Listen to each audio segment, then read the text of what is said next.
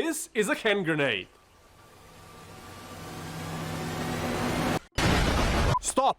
If you work for YouTube, this is not a real hand grenade. It's a training prop, and please don't demonetize this video. It's an educational video. We just want to show how it works and how to operate with it safely. This is a tagging hand grenade, and it's often used for airsoft and paintball, but it is an actual pyrotechnical device, and it works in very similar way than an actual hand grenade. And we'll use it today to demonstrate some of the techniques. There are many different hand grenades, but most of them work on the same principle. They have a safety spoon, which you grab with your hand, and they have the safety ring, which keeps the spoon in place.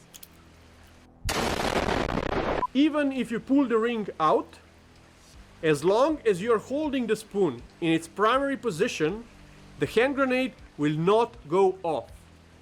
Only when you release the spoon, the striker will initiate the detonator, and you have, depending on the hand grenade, from 2 to 4 seconds before it goes off. Now I can hold this hand grenade indefinitely and it will not go off unless I release the spoon. And yes, I can put the pin back in.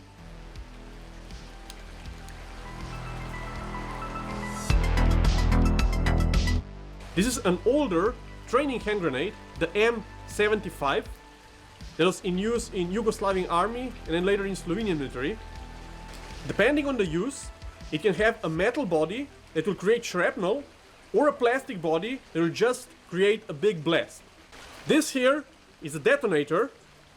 The detonator will sit inside here, and on the top it has a primer that when struck ignites the mixture in the detonator. The detonator itself has a slow burning compound in the upper part that gives you that 3 to 4 seconds of time when the fuse is ignited, and then the lower part is a primary explosive that detonates the hand grenade.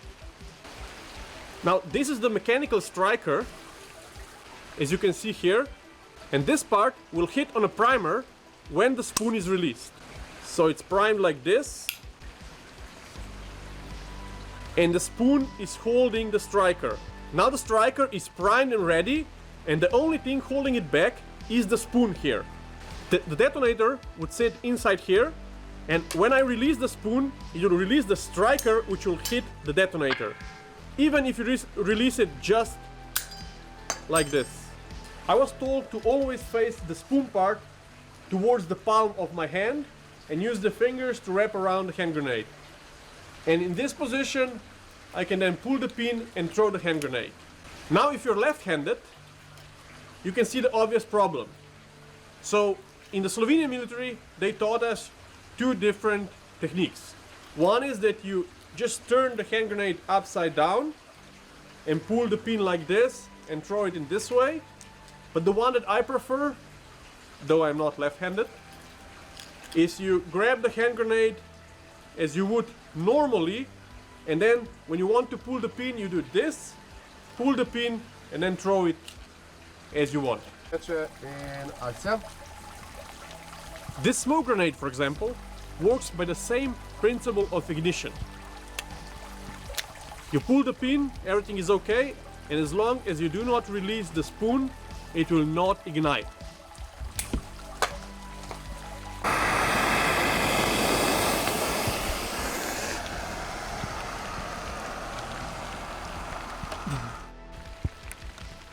There are many different kinds of distraction devices, or flashbangs as you know them. But fun fact, do you know that the flash in flashbang does not actually blind you? A lot of people think that's the case because of computer games and movies, but in reality the flash produced from a flashbang is not that powerful, but it will still kinda blind you, and even if you're not looking directly into the grenade itself. The thing is that a real flashbang creates an enormous explosion and big overpressure. And if you are in the room when it goes off, it will immediately throw you into a state of shock, actual physical shock. You will not know where you are, you'll be disoriented, most probably your eardrums will be ruptured, and you will be super confused for 5 seconds. It does not actually blind you, but kind of your brain shuts down and you get tunnel vision and you just cannot comprehend what's happening around you. And there's another thing, if the flashbang goes off too close to you, the overpressure can actually separate your cornea and temporarily actually blind you. But it's not from the flash that it creates. Good thing this is just a training device. One thing has always intrigued me. I heard it from the Yugoslav wars, but I bet they also use it elsewhere.